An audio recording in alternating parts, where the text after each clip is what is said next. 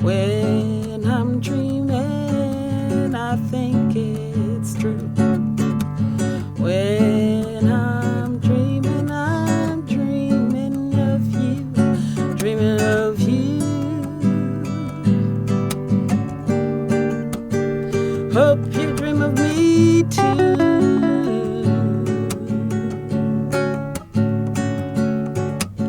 When I'm playing, I'm having fun. I'm not staying 'cause I think I need to be on the run. My name is Liz Chilson, and I'm the manager of exhibitions and collections here at the Elmhurst Art Museum. And I started just recently, so this is my first effort here at the museum, and I literally started the day we started to pick up work for this exhibition. So it's been like a swirl of activity and really exciting, an amazing team here at the museum that's worked together to put this together. So welcome. I'm very happy to welcome you here today for this panel discussion titled Music, Culture, Art, and Design. So the panel discussion will delve deeper into music, culture, and design influences, and it will be moderated by radio host, co-producer Ayana Contreras. Participants include designer Norman Teague, writer-director Sam Thousand, and musician-artist Chaz Sanders-La Pointe. And so just a word about Ayana. She is the host of the Reclaimed Soul program on WBEZ and at Vocalo Radio. She's the Chicago cultural historian, memory worker, radio DJ, archivist, and the author of Energy Never Dies, Afro-Optimism and Creativity in Chicago, which is an amazing book. We got a commercial. There are signed copies available in our store. If you haven't had a chance, it's a really beautiful book and really worth your perusing. And so I will just turn it over to Ayana. Thanks so much, and enjoy.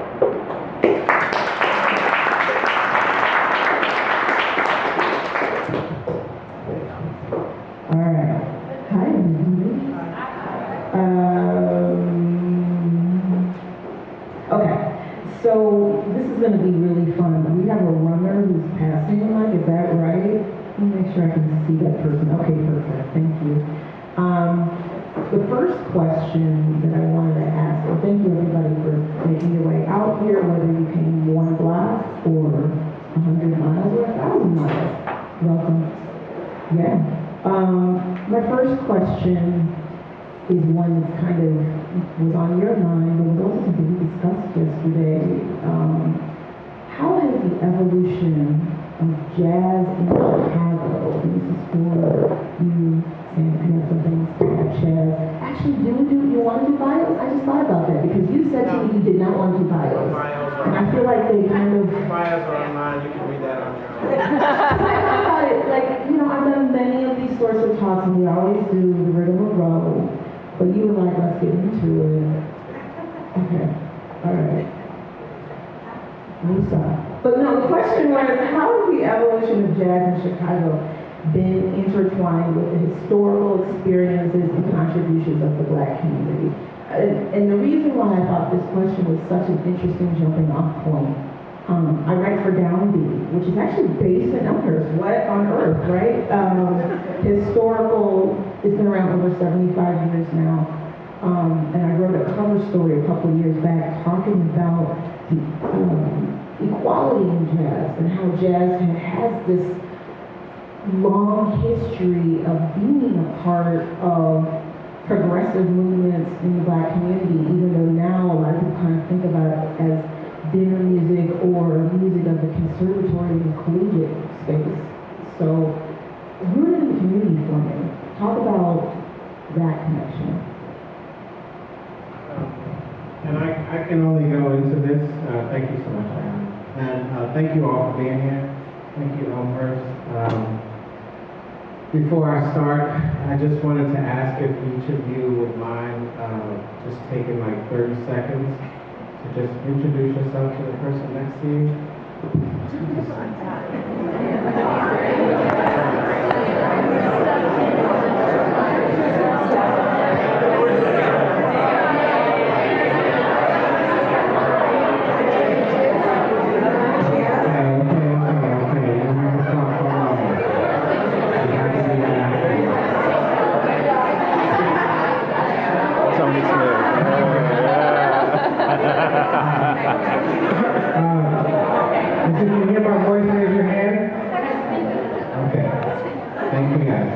All right, you can get each other's number later. But I think my earliest memories of jazz as I grew up in Bronzeville as a probably 6, 7, 8-year-old. I can remember my first hustles would allow me to go to the grocery store and carry people's bags and groceries for a quarter at a time. These were times when I was probably first introduced to jazz as an outlet, but I was much too young to realize that there was a J-A-Z-Z attached to that.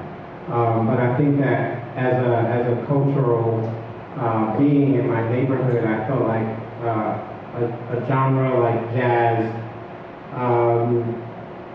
probably moved my parents. I think about the radiance of outlets that we did have as jazz moments as I was a young person. My parents and uncles would frequent these types of places. I remember an uncle of mine playing a guitar, and things of these sort of touched me in a very young way, and allowed me to sort of focus as a growing boy and looking for ways to find silence to some extent. I feel like these were places that I would think about: jazz, blues. I think that's the earliest memories I could have. You guys probably can speak to that a little bit more. I guess I gotta run it over.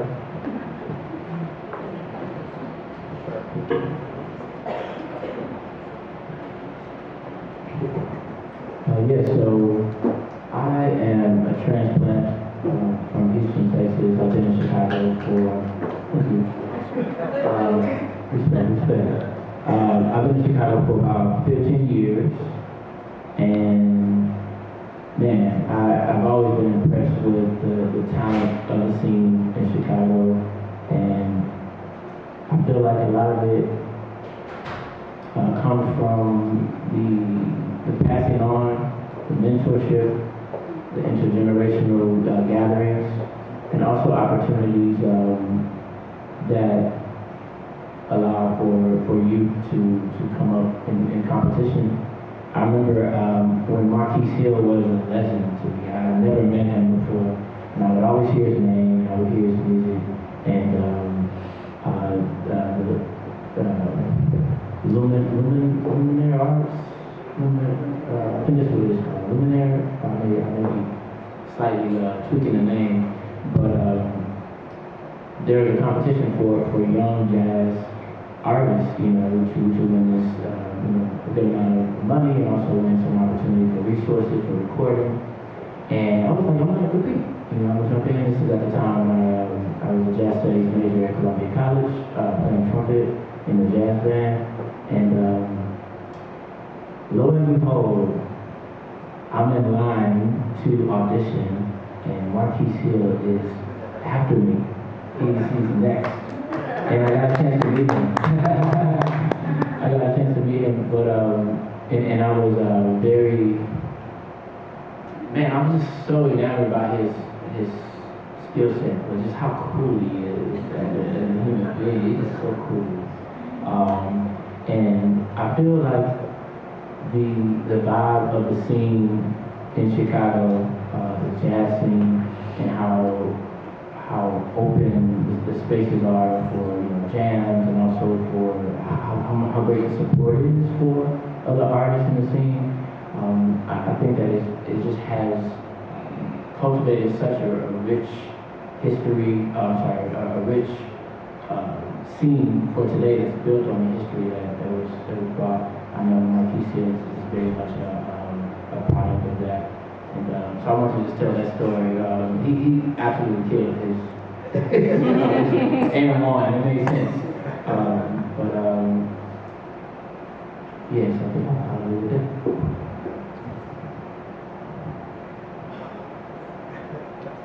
So, I'm younger. So like when I think about the word evolution and I think about jazz, like, and I'm younger, I think about that kind of like matrilineal, journey of jazz across, musical spectrums.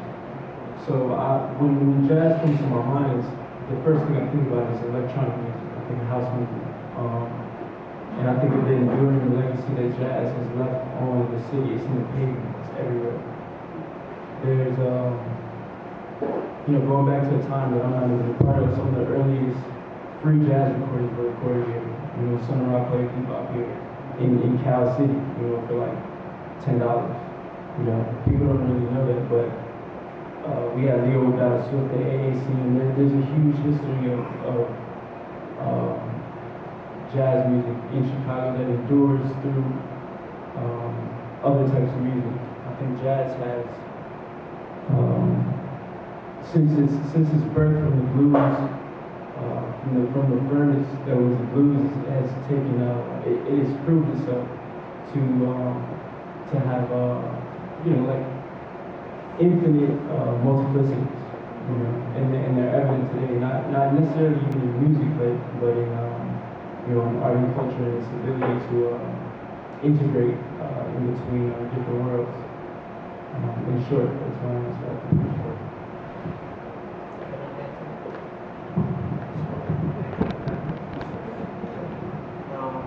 I just had a memory, so I'm probably the oldest cat on this panel, so takes me a while. But, I actually was thinking back to these days when you could stroll into the Cotton Club, and I think of the Cotton Club because it was one of the more prestigious. Like you put on your best outfit to go to the Cotton Club, and it was. Just to clarify, this isn't the one in New York, in fact, it's the one in Chicago. But also, I remember the Velvet Lounge, which you walked in and there was this huge, I don't even know, it was a chandelier of some sort, but it sat right above the stage, but it was humongous. And I just remember these moments where there was an ease to find a jazz outlet on the south side of Chicago. And you could almost accidentally run into that. And I think those were moments where I was not quite the intellect for jazz yet, but I could understand that this was a special place and there were special things happening. And so that was just something I wanted to add. It's so interesting because I guess probably I'm best known as a soul music expert, but I didn't come from a soul family. I came from a jazz family. We were jazz cats, you know what I'm saying? Like from way back. But when I went and started my explorations into music, the folks that I talked to played on jazz records, played on soul records, and they never talked about it as a genre. They talked about it as the music. This broad, nebulous term to describe this energy that passes and flows between different spaces. But the other thing I think a lot about, I still consider myself a jazz cat, but I think of jazz less as a constricted genre and more of an attitude, a way to approach life, a way to move through spaces. So, thank you. I heard a snap. Another question that's kind of interesting is about performance and engagement of the music. We were talking about this, Sam, earlier. Like, how do you feel that music in general contributes to community engagement and a sense of unity? Like, one thing we did not mention is like Jazz in the Alley, which for many years was so crucial and really intertwined a lot of sort of music, community engagement, visual art, because those murals were so crucial to identifying what it was to be like Black in Chicago in that moment. But yeah, even more broadly, like I met you, Sam, I don't know if you remember this, at Connect 4, when you were like fresh off the highway many years ago. I'm sure he doesn't remember. Yes. But this was a long time ago. The first time I met you, you were performing, and you were talking about just getting here and being excited to be here, and that excitement made everybody there excited. You want to speak to that, Sam? Wow. That's kind of. I took you back. Yeah.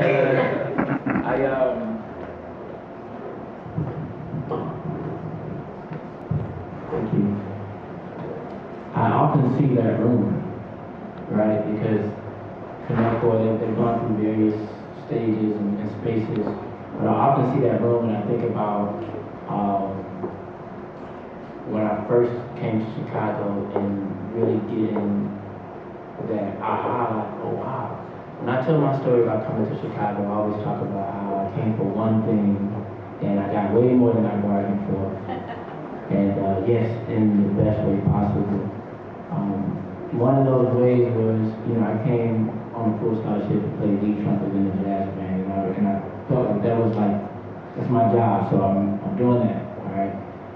I'm also a singer, but nobody at the school knows that I sing because it's not while I'm there, so I was like, I'll be a trumpet player by day and a singer by night. But what's so much a part of the experience of being an artist in a new city is the journey to exploring and finding where the vibe is, you know what I'm saying? Finding where the other artists are, finding where the stages are, and finding where your tribe and your village is, right? And kind of, being open to that. And so, for this event, it was busting. And this is the first big open mic event I had gone to, and this cemented like yes, I'm here. Yes, this is where I need to be. And if we're talking about progression, even, I was just mentioning, I just launched an app that centralizes open mics and jam sessions throughout Greater Chicago, so even Elmhurst. And this is a tool that I want to be used for newcomers to the city, also newcomers to the scene.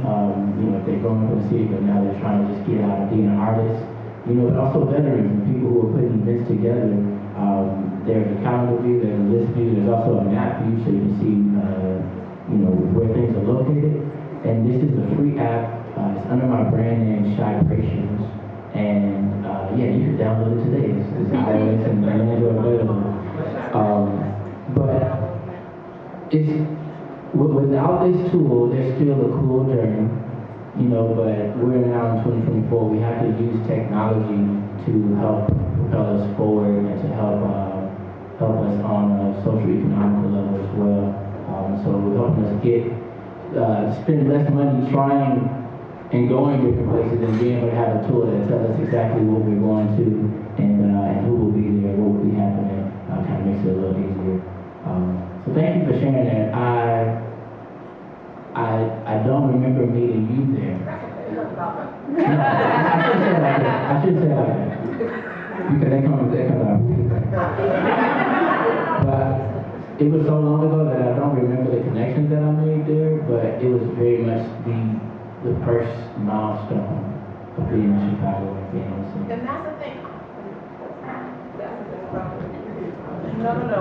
My voice, I'm not one text. No, it's true. I can't. My voice. It's an instrument. No, I was gonna say I don't even know if we even said anything but what's up. But I feel like I have a little bit of a gift in the sense that I can tell when someone's having a moment, and my tape recorder is on for that moment. You know what I mean? Like I can give you another example. So I was and we're going to go into education. This is why we're transitioning real quick. I did an after-school program at the Harold Washington Library downtown for a number of years called U-Media. It's still in existence. Right, y'all know. And so they had this performance space, like a lyricist loft, or what we call it, and folks performed and stretched out and tried out their chops. And among the people who were there, No Name, I'm still in contact with today, Chance, who I'm still in contact with today, watching them perform and work themselves out as teenagers, as an adult who's at that point, we won't talk about it, but I was considerably older than them.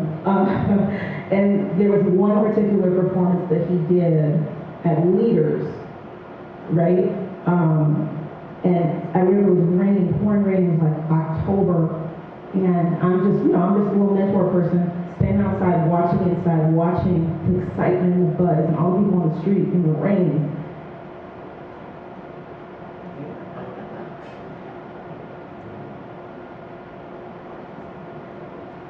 So, and I knew that it could happen, and I was just so, and I'm getting emotional, not because of the moment, but many years later, Chance and I were talking, and he read my book aloud to me where I talk about that moment. And it's like, I know I was watching like that. So I guess what I'm talking about, this is a transition into a point, because one thing that I've been so blessed in Chicago is to be part of like this, not just this artist community, but this community of artists that pour into the next generation of artists. So I want to talk, and there's even some folks here who I know have taught, and they're powerful in their own right, and it's a beautiful continuity of things, but the question was kind of how has music education programs in general, and just art education maybe more broadly, contributed to how rich this community in Chicago is, because I know people, everywhere I go around the world, people talk about our arts and culture and music as something that we proud of. Yeah. No, it's actually, I found it hard to explain. I was doing a talk, and one of the questions was, why has Chicago produced so many great artists?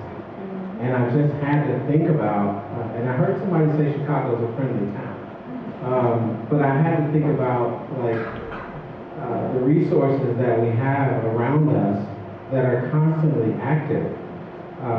We have outlets that we, gallery openings and musical places, but like famous photographer like Tony Smith is easily approachable. You can find a Tony Smith, you can find the Chaz.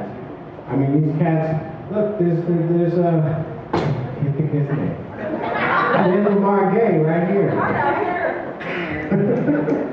And it's like easy accessible, and I think about the many outlets that we had from the early house music days, where honestly I was introduced to a lifestyle via the music box. Like this was fashion, this was the LGBTQ communities at their fullest. But when it came to that music, when it came to that sweat moment, that we were looking at faces. This was a life in a strobe light, and I think that was really impactful to a kid who was really looking for outlets outside of his own neighborhood. And so to get on that train at 10 o'clock at night to go down to the music box that opened at 11, and I get to party till 6 in the morning, like, that's life, y'all. This is a 16-year-old, and I did that till I was almost 30. But I mean, like, there's just so much that I think our city, and I've never seen the moment where there was a sort of a standoff moment where artists were not open to doing things. In fact, a lot of the work that I see artists doing today are in welcoming. I speak of Dorian Sylvain, who invites the entire community to come out and paint this mural that means something to everybody in that community. And I think that those are automatic moves for us. It goes without a doubt. It's just the way that we work. I've been impressed by another community, which is a design community. And I grew up in that for a very long time. A Gorilla Truck Show was some of my earliest exhibitions, And unfortunately, I was the only black person in those events, but this kind of I don't know if I need to call it a movement, because it seems so automatic to people like me and the people that I surround myself with. It's not a problem. Well, if anybody knows Martin Currier, I really get to know Martin Currier. But that's the larger community. But for most artists, you can reach out to one of your friends who can put you in contact with another. And for me to be a teacher working I'm also an assistant professor at UIC. I also feel like I have to hold on to this sort of open door policy to know more about me and my practice and how I do something, or how I can help that student get to the next level in their practice.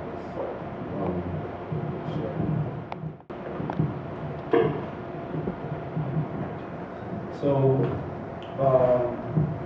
I'll talk about. I want to say something, Ayana, about media. But if I forget it, just remind me. 'Cause I'm gonna answer your question first. So, my papa he taught sociology in a lot of CPS schools, and he taught at the university level as well. And some of my first, like I was introduced to jazz through the blues, and some of my first, the first records that I owned that were mine were Smithsonian folkways. If anybody knows, I hope you know what that is. But if you don't, like Smithsonian folkways was like Smithsonian created it to as a kind of heritage project to publish like hence the name folk records, folk music, and also like but just like traditional music that was regional. So if you wasn't there, you wasn't gonna hear it, especially in that time. So no YouTube, no none of that type of shit, And that music kind of, and this is when I was like 12 or 13, and I think since then I've probably collected maybe like, in between records and tapes and CDs, I've probably collected 20,000 items. But that, listening to that, it was, so that was like, Smithsonian was all, the folkways was all like Alan Lomax and like, the music of the Appalachia, Deep South, field hollers and stuff like that. And it really turned my ear on to listening to something different, and that's where jazz kind of opens you up into jazz, because that's where I learned about like Lightning Hopkins and like Howlin' Wolf and things like that, and I followed that same kind of upward, or maybe it's like this way, not necessarily upward, it's like a more linear type of path, that journey that music follows as it goes further into the future. But that music, it's really, it has informed me to this day, because it's like, it's what I look for in the weave of everyday life, just like as a musician myself, but also as a person who just likes to listen to music. I listen to that like homemade, I kind of did it myself type of vibe that you listen for. I kind of want to go back to a lot of performances too, because when I think about all the records and tapes that I've collected, like when I die, nobody's gonna want it. You know what I'm saying? And really live music is the most sustainable way to listen to music or enjoy music. We're not pressing up mad CDs, we're not pressing up mad vinyl. Like printing and doing all this stuff is harmful. Because just like in my case, bro, my kids, like if I have them, they're not gonna want no big ass sheets of plastic. I can already imagine, that's how I got the folkways records. I got them running on the track. I said, no, let me see what these are. How do you play them? But like live performance too, like we have a rich culture of live performance too. We got the jazz festival. We have chosen few. We got everything. I think as the music goes more digital, I think we're losing some of the music goes more digital, and the spaces become less and less, and that's about capitalism. That's a whole nother thing to talk about. There are less spaces for people to go and be independent and have movements, because media was a movement that was like subsidized by the city. There's never, I don't think I've really seen anything like that since. Like Ayana was saying, media was mostly based on, like, it was grounded in hip hop and in poetry, but it was jazz and the feeling that it gave, because like I said, I don't think jazz, I listen to so much music in the last 10 years that like genre is kind of obscure to me now, so jazz kind of to me is no longer like, it doesn't fit in the constraints of a certain set of scales, or certain instruments, it's like a feeling, you know. It's like, you know, you can walk with jazz, you know, you can run with jazz, you can exercise with jazz. So what was happening there was she's describing that feeling that just almost made her cry in front of all the people that was jazz. You know what I'm saying? That wasn't, you know, it's like, just like I said before, it's like jazz has like, and I don't think like any other type of music like jazz has really permeated every different style of popular music today. You know, there's this pervasive idea that everything and nothing at the same time is jazz. Every single type of popular music, from like the stuff that's being made that's still very acoustic, and the stuff that's being made that's hyper electronic. You know, almost AI influenced. You know, like it can't escape jazz. Like no type of popular music can escape jazz. I think I got touched. Expression and moments of expression, the opportunity to express. You know, this is rooted in Black American expression. You know, being able to have a space to just express, and that is a moment. You know, just think about all the times. I mean, there wasn't the technology of today. Back then, when Coltrane was making this record, you know, all those jazz greats from then. Think about, like, imagine if we could be a fly on the wall in those rooms where they were just having moments of expression, you know, and there wasn't an audience in front of them, and they weren't presenting anything new, or they weren't trying to figure it out with this sub that's here, who may not be hitting the drums right, but they're in the room with their family, and they're just having a moment together. That's what it's all about. That's how we lean on each other to get by at times, you know. And bringing that into the public space, that's how we spread the gift, you know, inviting people to be a part of this moment and letting you know that you are a part of this moment. And because of that, you leave happy and grateful that you came, or that you were invited, or, you know, whatever. And I think that's just the magic that we're looking for ultimately when we're talking about live performance. That is the magic. That's the best word to explain the magic.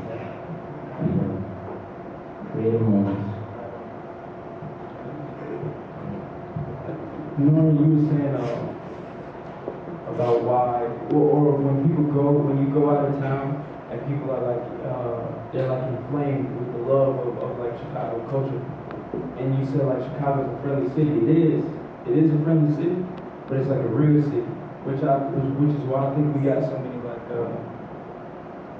like we got, you know, like I said, the AACM. If you're not familiar, like get familiar. Like the AACM has been training musicians and like sheltering musicians for the last like 70 years. Art Ensemble of Chicago, Elzhar, like them are legends who like really in the rest of the world. You go to Europe, you tell people that they know about, you know.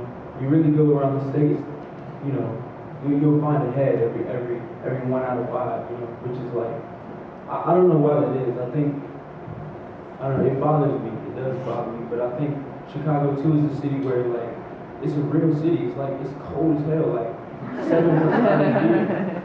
So like, nobody got time to play, you know. That's why it's like an outpost. Like, I think Detroit is also an outpost too, like, in this whole kind of Midwest for real music, you know. And I think Chicago, just like Detroit, has been kind of like, in the name of greed, has been kind of stripped away those foundations that we had, like a lot of the record labels that put out a lot of music that Norman listened to in the music box, those labels used to be in Chicago, but now they're in Europe, you know, because they couldn't survive here in this climate anymore, not the literal climate, but the economic climate. So, I think like Chicago is a city where people put their head down. You know, it's not New York City. You don't get rewarded for showing your ass. You know, that's why we have people like. I think of Elmhurst because I just missed the Elmhurst show the other night, but who's one of my favorite. He's a legend. Like, he's a real legend. He really got his own thing. And he's also like, if you go look at the liner notes of your favorite jazz recordings, it's on there. You hear his drums, you know. But he's a person who I feel like has not been getting his due shine up until recently, you know. Which I think is a tragedy.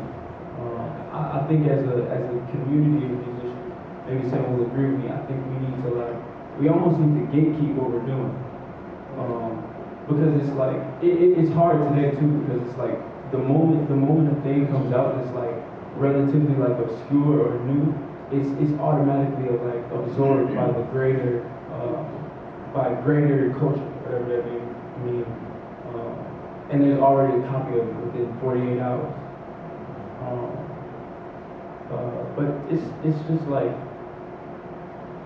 I don't know, that's kind of all I want to say. It's a tough city. We're not impressed by much. Because it's like, what is that? You know what I'm saying? We did it all already, and it's kind of like, sometimes we don't have the industry, which I think like, is a real thing that's kind of failing our institutions in a way are failing us, by not, setting up the proper PPP for us to get what we need to get. You feel me? So I just wanted to add to that point. Shout out Bonnie.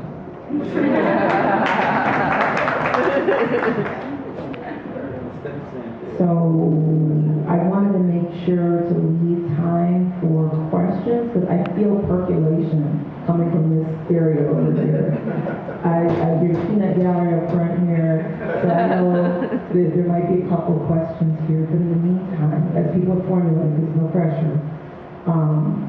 And Bonnie will help pass the mic. I did want to ask Norman super quick, because we haven't really touched on this. This isn't so much about the exhibition, more about sort of the overarching music culture intertwinedness that this talk is supposed to be. But I wanted to ask you, because so much of the show is exactly that, sort of what the mindset was behind that. If you haven't walked through the show, it's got the QR code so you can sort of listen to music that accompanies the solo show. But then also, if you walk into the performing house, you see, and you use this handy dandy booklet, you can kind of see some of the musical inspirations behind the pieces that were curated for that show as well. So can you talk about why you wanted that to be a part of this exhibition? And then any questions, please.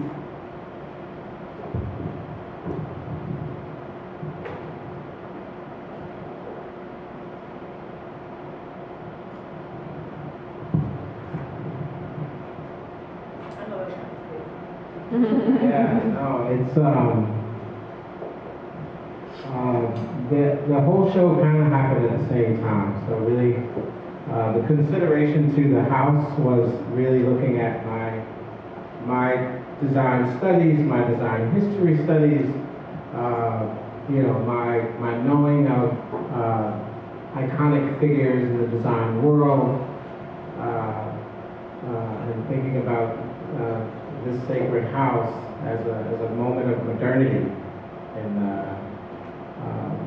how there were some missing parts in this modernity, and I thought, well, wouldn't it be great if there was a collaboration between Mr. Lee Vanderbilt and the Chicago South Side community? I mean, like literally, I'm thinking that this is probably something Mies would have wanted, maybe. But it's, you know, it's my show, so. But, you know, really, I think I was imagining deeply how to reverse this, like, decolonize these moments in modernity, and really think about how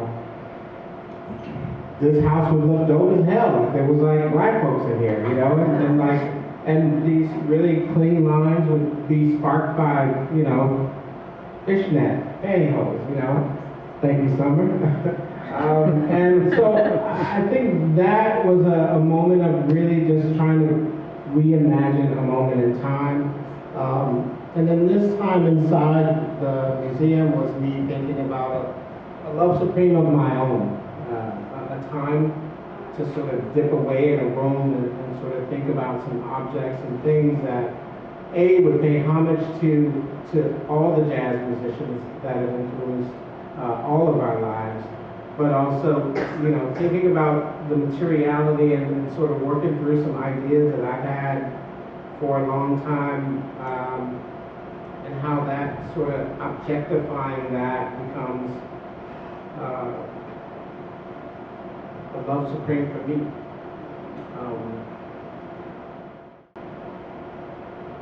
Yeah, so I got a little bit of downtime to play and say some things that I wanted to say in this show.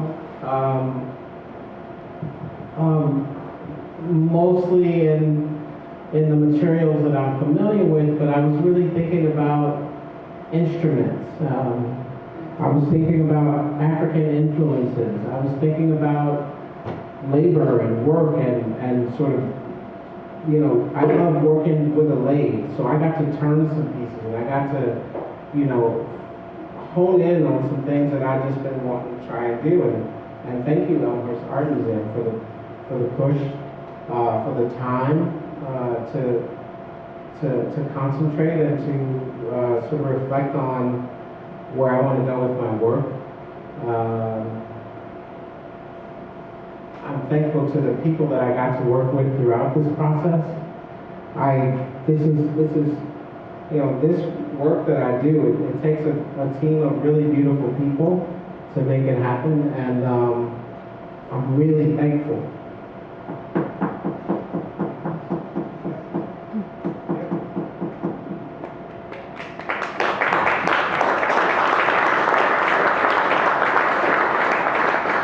And so are we.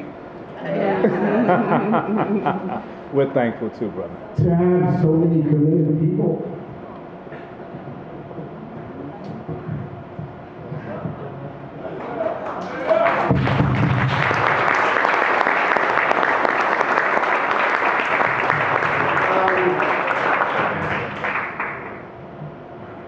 That love this work as much as I do. And there's such an amazing exchange that happens inside of my studio. It's usually when we're not working, there's lunchtime. And we get to share ideas and thoughts and aspirations. And there's a number of, I'm a crybaby, so just so that this is not, I cry at every talk I do, so please don't pay any mind, but like, it's kind of things really about the family that I might be kicking it with at the party. There's this black joy that happens when we get to communicate around imagining spaces, imagining new objects and new opportunities that are accessible by us, made by us, and these are real rich times that we get to do this, which is not often, but you know, when it happens, it's such a beautiful thing. When you walk into the Currency Exchange Cafe and oh my God. And that music is playing and spirits are flowing. It's like going to church, y'all. I don't know if y'all get the feeling, but the Holy Ghost is above. I'm gonna stop there. Thank you guys.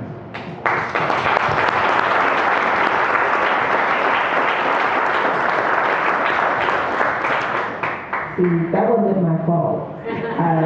No, you know what? I want to again thank you, Norman. Me too. The joke is, anytime you got me on the piano, you know it's about to go down.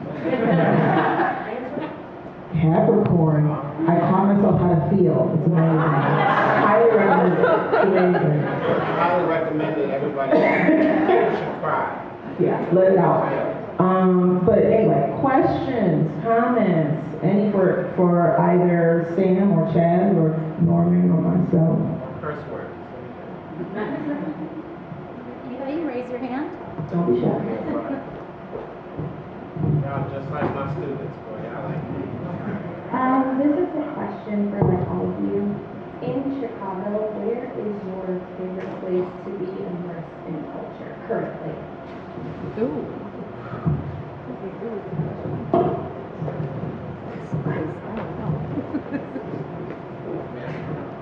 Currently, it's Bronzeville Winery.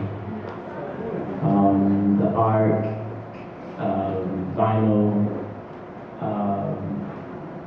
the food, the bar is just everything is thoughtfully put together, and the atmosphere is consistent.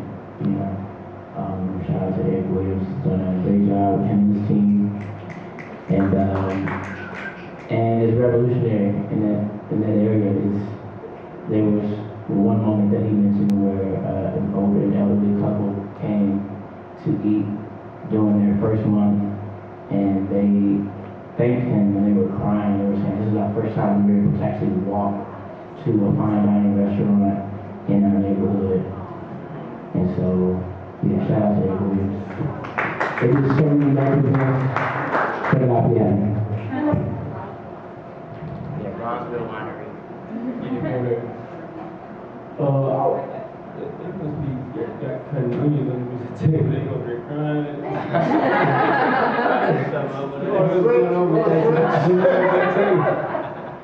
I would say anywhere from June to September to like mid-September, anywhere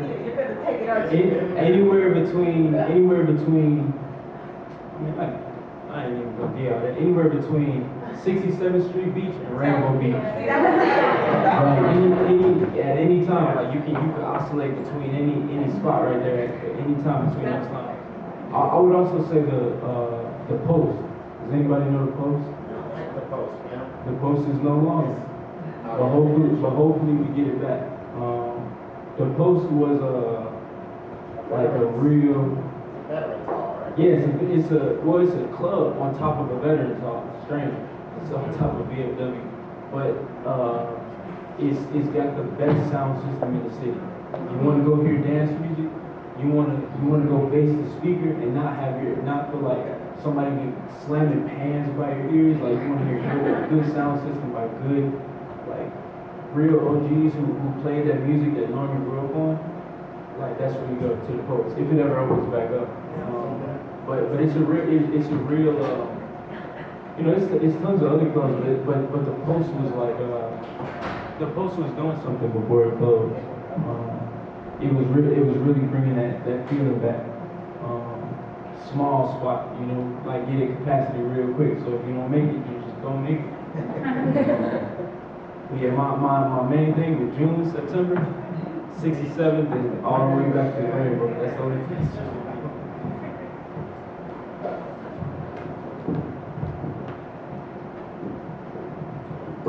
Real quick on the Post, so we covered that for Vocalo, talking about the history. There's a real good write-up on the website, if you Google it, about sort of the history of that place. It's interesting because it actually speaks a larger conversation about liquor licenses in Chicago and entertainment licenses in Chicago and how it's out of reach for a lot of people who really are very talented curators and cultural space makers.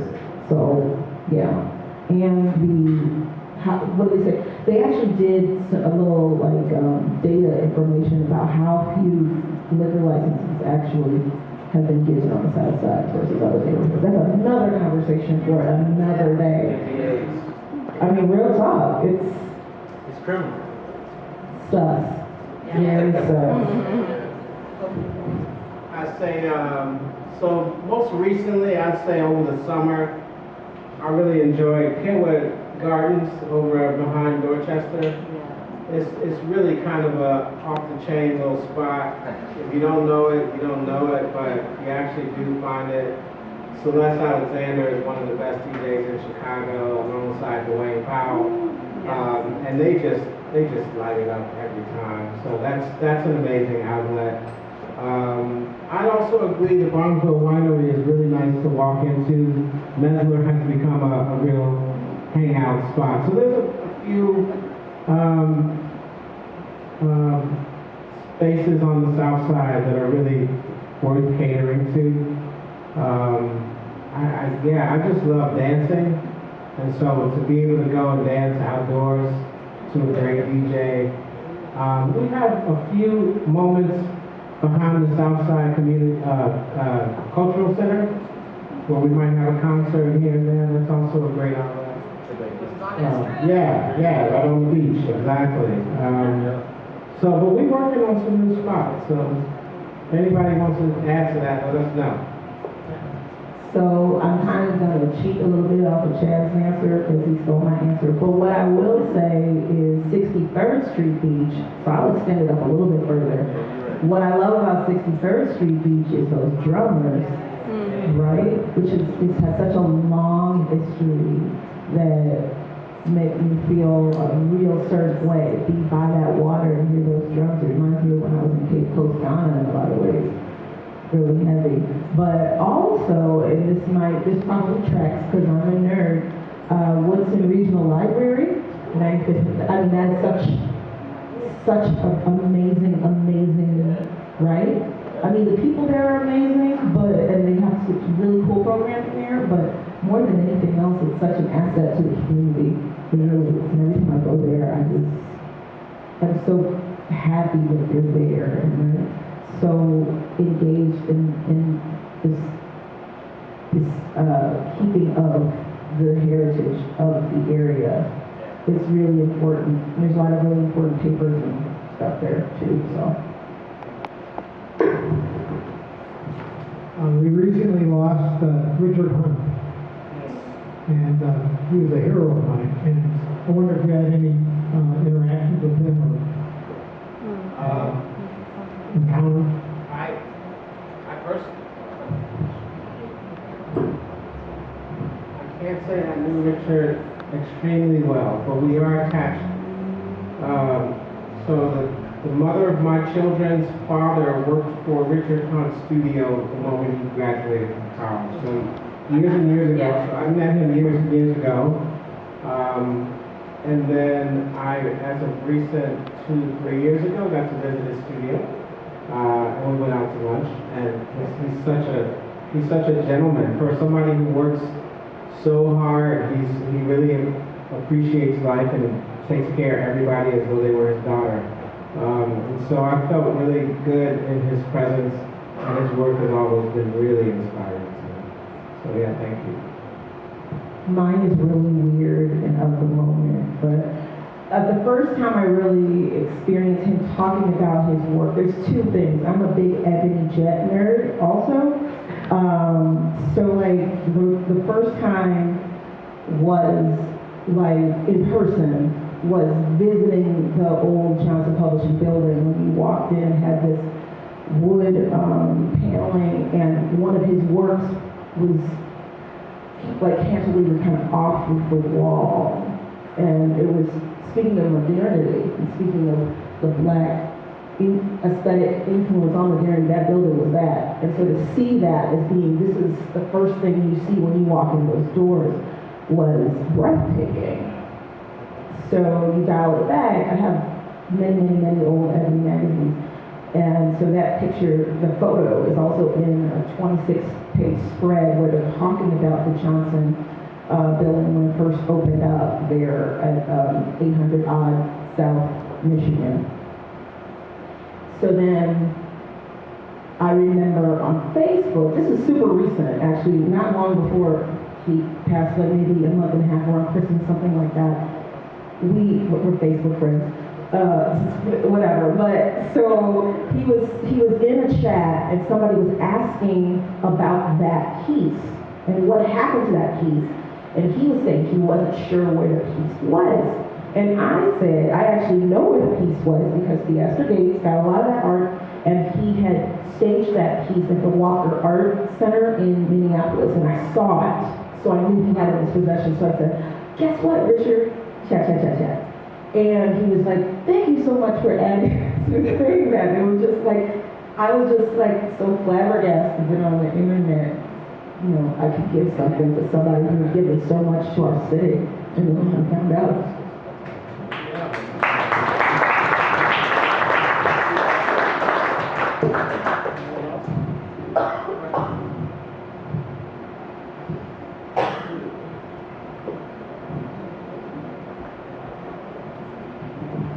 Thanks. I guess my question has to do with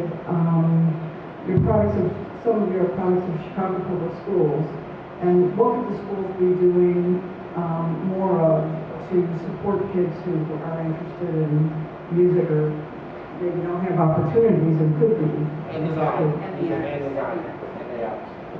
And design, yes. One way that could make it more economical for working artists in Chicago, if there are more opportunities to teach, and it's just a part of the culture of working artists where they're teaching, and it helps in so many ways. It's a win-win in so many ways for the institutions they are at, for them as artists to have more income, for them to get inspired by youngsters and to feel validated by the institutions that they're working in, but also for the students to be able to get inspiration from artists that are in their city and that feel very much in reach because they're closer in age. There's a better relationship that can be garnered from that. So I think this is the question. I think the best way is to find a way to build a better bridge between working artists and make it just a part of the culture. Part of the culture. One big thing about Chicago that that separates us from other big cities, or it's two things. We don't have as much industry, but we have so many artists. We're bursting into single artists. We got so many artists, not enough stages, not enough work. Nowadays, all these grants are like, we've had an overwhelming amount of applications for this grant. Like, yeah, we got a lot of artists here that need grants. So we need to find out more ways to make it more economical to be an artist living in this space with the lack of industry. And it's not more industry, it's actually just getting creative with what's already here. Just starting. Those problems.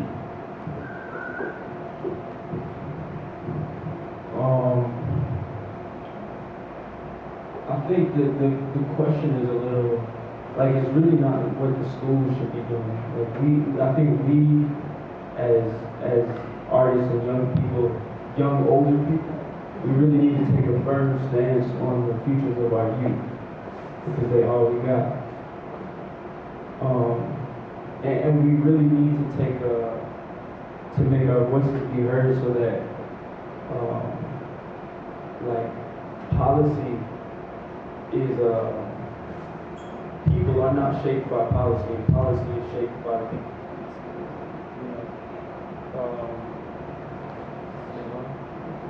I guess it died on me, but yeah, that's one of the biggest things we need to do. Yeah, better.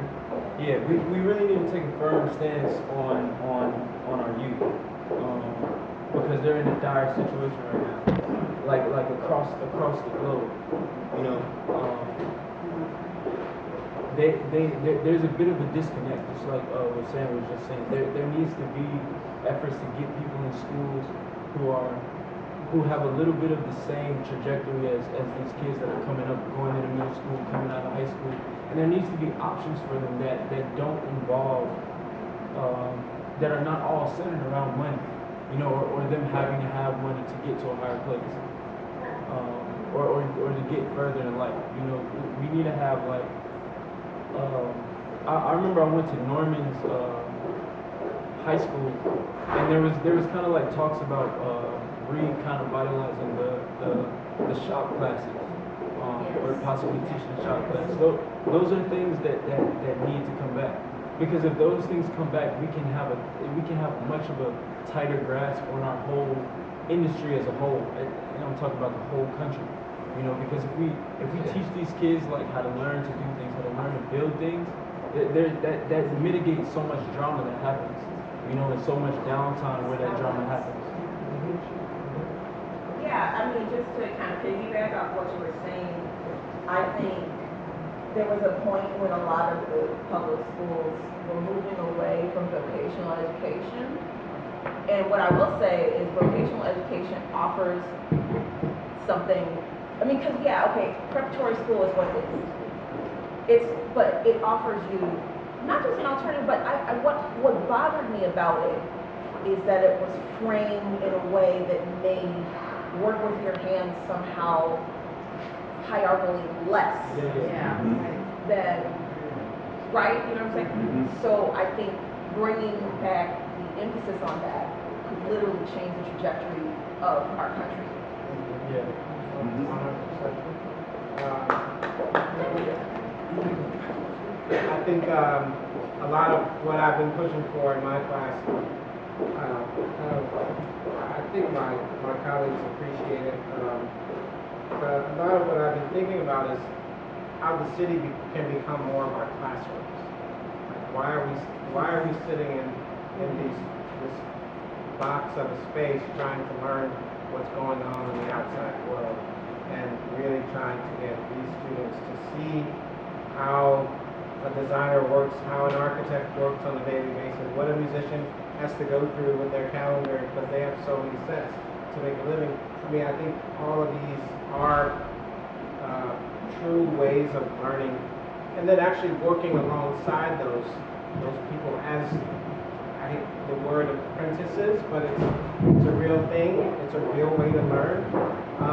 And so I feel like that is one way, but also like these trades and moments don't necessarily need to wait till college. Like, why aren't we teaching kids these things at an elementary level? Why aren't we, this should be something they have they've already sewn a sweater by the time they're in third grade. Like these things, and I don't mean that we all need to be Waldorf people, but I do feel like there's a way in which we use our hands to do things, and it shapes our minds in other ways. You reminded me, it's so funny because you know how there's like the joke that a lot of classes you take in high school you don't ever use in real life. You know what I use? Home economics. I'm not saying I'm just saying. I can use anybody so understand. Right? Yeah, I took shop class, I took jewelry class. I took classes and I learned a lot of things that were applicable and changed the way that I see the world in a very tactile way. Yeah, so I know we want to do one more question because, what? Did they answer?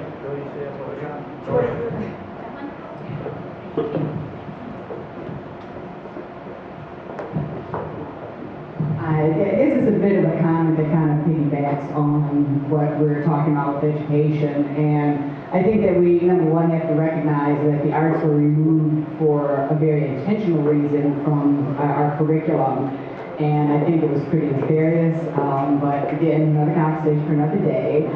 But I think that there are other institutions that are really doing it right, and I know that UMedia has come up a couple of times today, and for people who aren't familiar with UMedia, I just was hoping that somebody could put a little more light on that, because I think the Chicago Public Libraries does a great job in terms of filling some of those gaps. AECM was brought up, gave out free music classes for decades in the South Shore neighborhood. But because UMedia came up, I was hoping somebody could just talk about that a little bit more. We need these kind of other islands to receive our creative education from sometimes.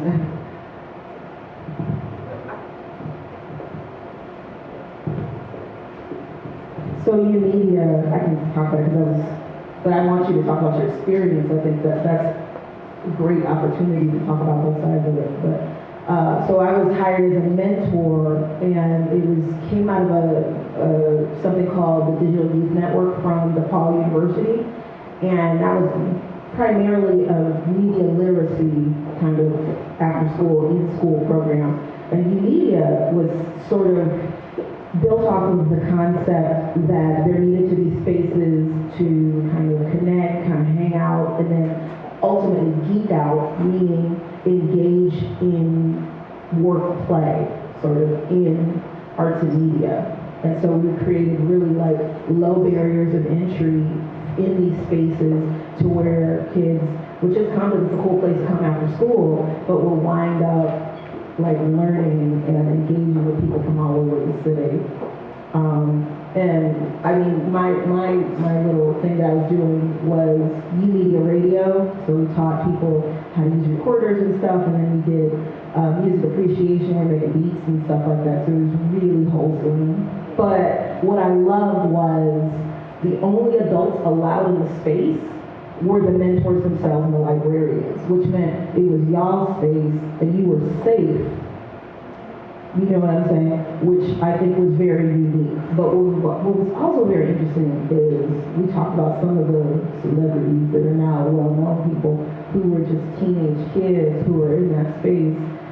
What was also very interesting is I'm 10 years older than all of them, and so I would be among my artist friends telling them, no, really, for real, these kids are super talented. It's like, yeah, whatever, you just love your kids. I'm like, no, I'm telling you, they really have something special. And it was, Brother Mike was a huge part of lyrics. I mean, he put that thing together. So I want to make sure to give credit to Brother Mike Hopkins and all of the mentors, because I think that space lives on through, the way that it was when it started out, lives on through each subsequent generation. Yeah, it's amazing to see it.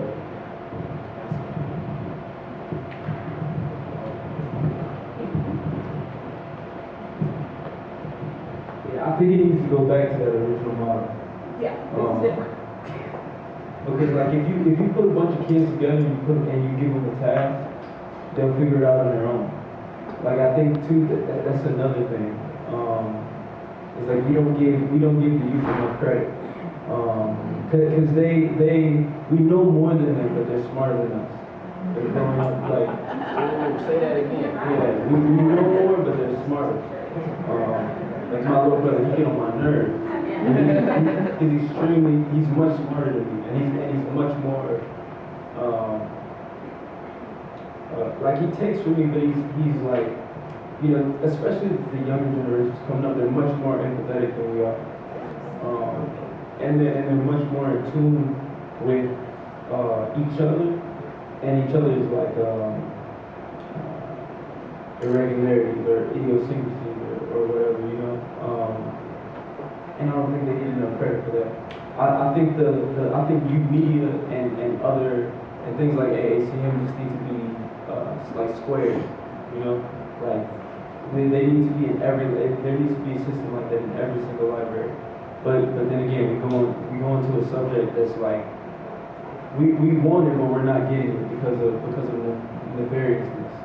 That's a good word. That's a good word. Like we want it, but we're not getting it because there's ulterior motives that are working against our own well-being, which is just, I'm only saying it to emphasize that we need to pay attention, and we need to get those who aren't paying attention to pay attention, to really be cognizant with our votes, with our voices, who we're standing behind, who we're standing in front of. I think media, I haven't been there since like, I don't know what goes on in media today, but I'm sure it's different, because it was like I said, media was like, yeah, like I don't even remember there being no adults at media, yeah, and media kept me out of so much trouble, like just being there. I used to remember like leaving there and being like, time to get home, because it'd be late, and I'm like, I just stayed, but there's no more time to get into into anything. there's only time for that, and you were exhausted by the end of it. That's what I remember. That he would work me in that groove, and then it would let me down. And I think a lot of people really benefited from that.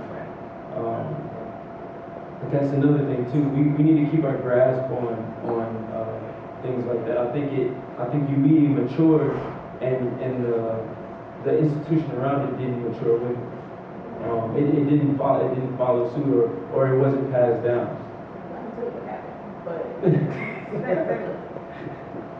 I wanted to make one comment when you say the adults. I was blessed. Brother Mike was one of my connections when I used to do the poetry thing at the Velvet Lounge with the Astor Gates and Avery. It was called Speakeasy. And so through that, I had a chance to photograph them, meet with them.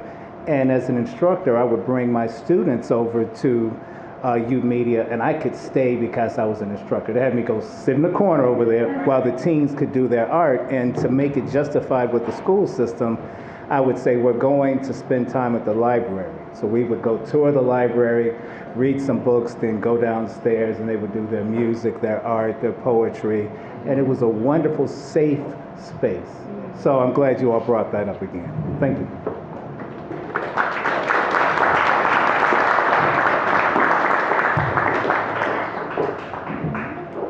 Other questions? Yes. We want to hear the music.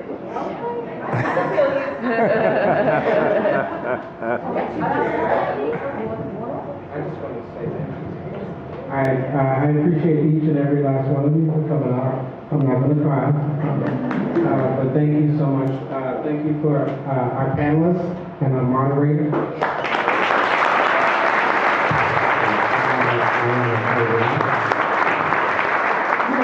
That's really what I was going to say, except not thanks to me, but thanks to you, Norman and Chaz and Sam for, putting so much of your heart and soul in everything you're doing, because it clearly translates into the work that you all respectively do. That's it. We've got music coming up very shortly. I want to also thank everybody for coming out. I see people from all over the diaspora, creative Chicagoland. So thank you so much for coming out.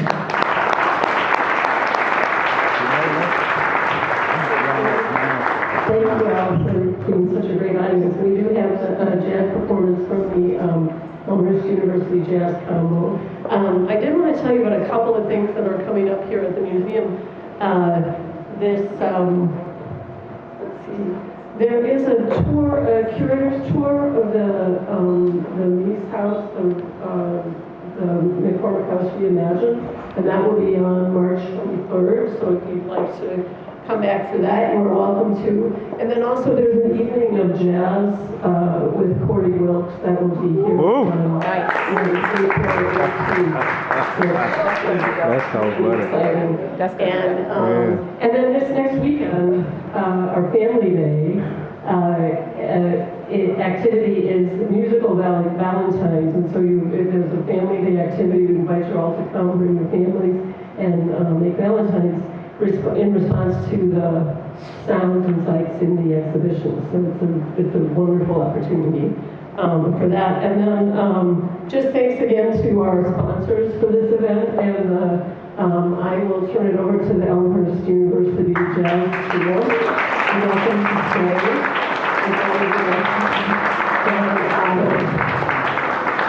I'm sorry I didn't get your names, young men, but thank you for being here. And thank you all for coming. Yeah.